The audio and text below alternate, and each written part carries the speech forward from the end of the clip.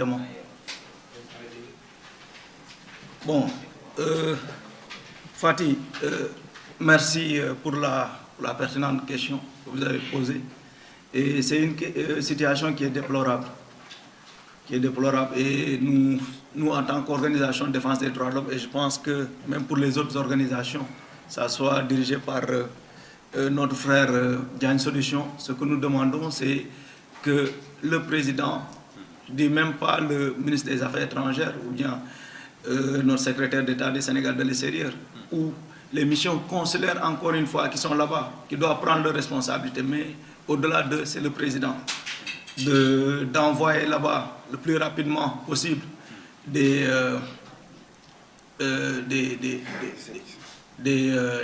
missionnaires, des émissaires, autant pour moi, qui doivent aller là-bas. Et je pense que vous-même, vous avez des contacts de ces parents, de ces confrères, de ces compatriotes, autant pour moi. Donc, se rapprocher non seulement de la presse, se rapprocher de ces familles, de ces victimes-là, ou bien essayer de voir les contacts. Parce qu'en réalité, ce qui est plus facile pour nous, pour le Sénégal, c'est quoi? C'est lorsque vous allez dans un pays, vous verrez que les Sénégalais, ils sont dans des associations. Même si nos missions consulaires n'ont pas les coordonnées ou bien n'ont pas les contacts de ces citoyens qui sont dans ces pays-là, eux, ils ont facilement ces contacts-là, ces bases de données. Donc, ils peuvent passer facilement à travers ces associations-là. Donc, pour répondre de manière directe à votre question, ce que nous demandons en tant qu'organisation de défense des droits de l'homme, c'est que l'État puisse prendre ses responsabilités par rapport à ces situations-là, de faire tout pour rapatrier ses compatriotes. S'il ne doit pas les rapatrier, c'est de voir dans quelle mesure les accompagner s'ils sont dans des difficultés. On a vu ces images-là qui ont choqué. Donc, ils doivent les accompagner. Il y a des fonds destinés au Sénégal de l'extérieur. Pas qu'ils reviennent. S'ils ne veulent pas revenir, on peut les accompagner dans les pays où ils sont présentement. Je pense qu'ils doivent prendre leurs responsabilités. Au-delà d'eux, nous, en tant qu'organisation, nous allons saisir les Nations Unies pour voir dans quelle mesure, ou bien ces pays-là qui sont là-bas, c'est en France, n'est-ce pas?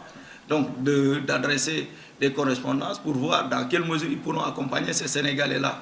Mais je rappelle que celui qui doit le faire en premier, c'est l'État du Sénégal. Parce que c'est des Sénégalais. Voilà. Donc, pour tontu rek si olof question bi, di wax ni que lu mu souligner lu am solo la, waroon nañ fekk sax ñu siy wax. Amaana mooy lu may wax journaliste yi rek da ngeen ñi def liggéey bu am solo. Mais parfois da ngeen topp politiciens yi trop, ba politiciens yi di andi ay débat politique yoo xamante ni am na yu gën a am solo. Yéen nag di ngeen def seen liggéey, loolu moom dañ koy souligner. Diagne li mu waxoon rek ñu nekkoon Liban yéen a tax du ñun de. Yéen a ko tasaare ba opinion publique nationale ak internationale jot ko ba état bi réagir. Donc pression boobu noonu si yéen la. Moo tax chaque fois damay wax ni que l'État dafa war a nekk partenaire u presse bi. Presse même bu amee jafe-jafe comme nu mu amee yenn këru liggéeykaay yi nga xamante ni dañoo am jafe-jafe di leen masawu si loolu état bi daf leen war a accompagner si jafe-jafe yooyu noonu ñu nekk. Xool nan lañ leen yeneen dëkk yi noonu la da nga gis benn entreprise bu nekk difficulté ñu ñëw dugal si sax seen xaalis pour redresser ko pour conserver ay emploi ndaw yooyu noonu di fa liggéey ñaata famille la ñu am.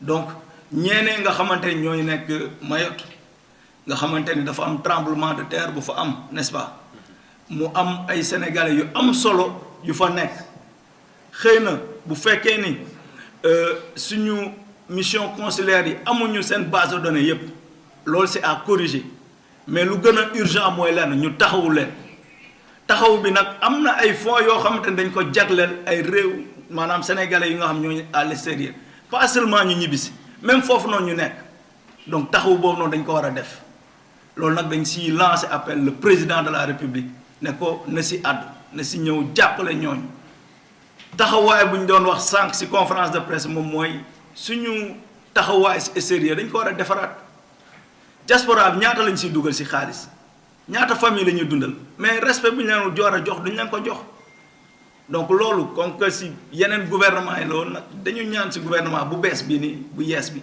ñu jéem a ñëw def loolu mu nekk seen yitte encore une fois di masawu famille yooyu noonu. xam naa ni bon bu ñu jaaree même si presse bu ñu si ko xamul ñooñu mën nañ leen jox les contacts ñun nag lu ñu war a def dañ ko def saisir yeneen ñu nga xamante yeneen kuréel yoo xamante ne bu ñu leen saisiree xëy na amaana dinañ leen jàppale comme en 2022 ak migrants yu bloqué woon fenn.